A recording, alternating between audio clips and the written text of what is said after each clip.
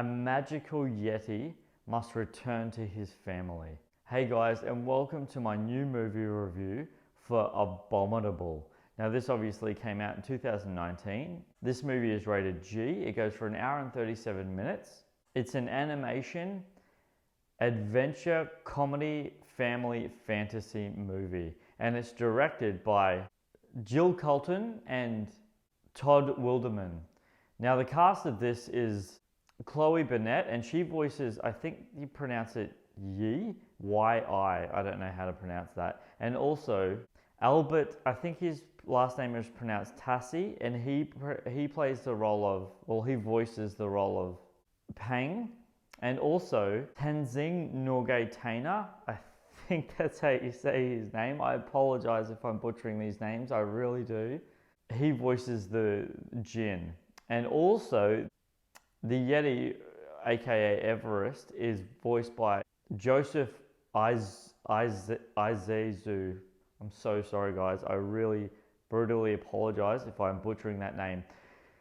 Guys, I'm going to tell you straight off the bat, this is an extremely simple movie. Now, if anyone's been following me for any period of time knows that I like to talk about the bad stuff, and I like to get that over and done with, and then I like to talk about the good stuff. And there's only one bad thing that I want to talk, well, yeah, kind of two bad things that I want to talk about this movie. One is there's an ongoing joke that I didn't find funny in this, and it was literally it's a woo-hoo joke. Like, literally, I don't want to give it away what happens in it, but it's woo. And when you see it, unfortunately, they keep repeating it, and for me, it wasn't funny the first time, but it's a continual joke. The only thing that I didn't like about this movie is it kind of a moral thing. It's very simple, but it's kind of a moral thing.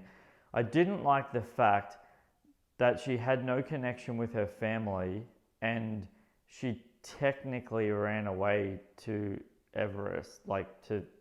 You'll see what I mean when you watch the movie. No spoilers, guys. But that's the only thing. There's just a moral thing that I thought, I don't really like the fact that kids see that and like, oh, and I guess they probably wouldn't even think about it. Me being an adult, I understand the premise of it.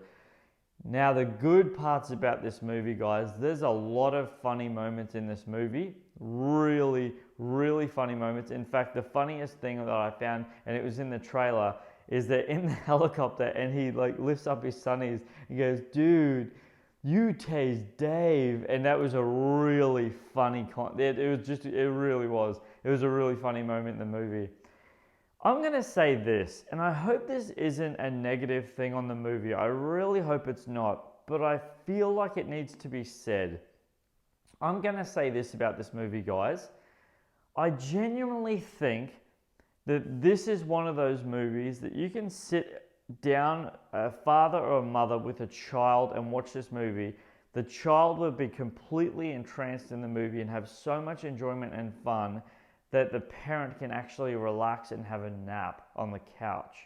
I don't have kids myself, but I feel like that would be a really appropriate thing. Just a little nanny nap, just to rest the eyes. You're obviously alert because there's a movie on, but I reckon the child would really enjoy this movie. This is a beautiful movie for children. I honestly, if you have kids, they're gonna like this movie. I mean, little kids, like little kids, not teenagers, but little kids under maybe 15 and under. I honestly think that they would get so much fun out of this movie. This is a brilliant movie for kids, guys. Seriously, I thoroughly recommend that you take your kids to see this movie. It's a beautiful little movie. It's just so wonderful. It's done by DreamWorks, so that's it in a bucket. Like, seriously, DreamWorks are brilliant. They make amazing movies. They really do. I enjoyed. I felt like I dozed off in this movie, but not for bad reasons. Just because I was relaxed and enjoying it and just really just chilled. It was just a nice, beautiful little film.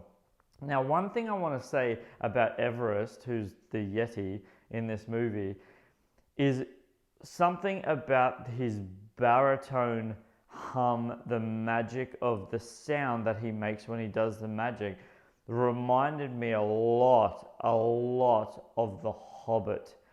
The way that the men sing in baritone in their deep, deep voices, that sort of thing. That's exactly how Everest sounded, and straight away I was taken back to the land of the Hobbit / Lord of the Rings. Absolutely beautiful. Really, really beautiful. Guys, I'm going to wrap this one up. I just want to know, have you had an opportunity to go and see Abominable, which is aka Abominable Snowman?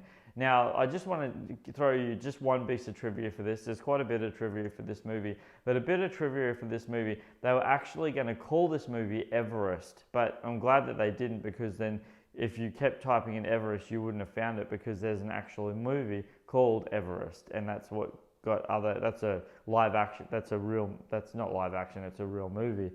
But I'm glad they didn't go with Everest. I'm glad that they went with Abominable. But I thought the title didn't really suit the movie. I get why they called it that. I don't know what I would have called it, but I kind of didn't think that it suited the movie. Anyway, guys, I really hope you've had a chance to see Abominable. If you do, if you haven't, take your kids, take your grandkids. They'll really appreciate this movie. They'll find it really funny. There's really funny jokes, really silly little humor and stuff like that. It's a brilliant kids movie. If you haven't, please go ahead and subscribe. Thank you for all my subscribers. I really value it. I really value it so much. Thank you so much for that.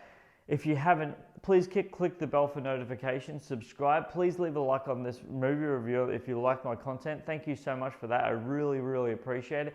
And until my next review, this is Superman Steve, flying out.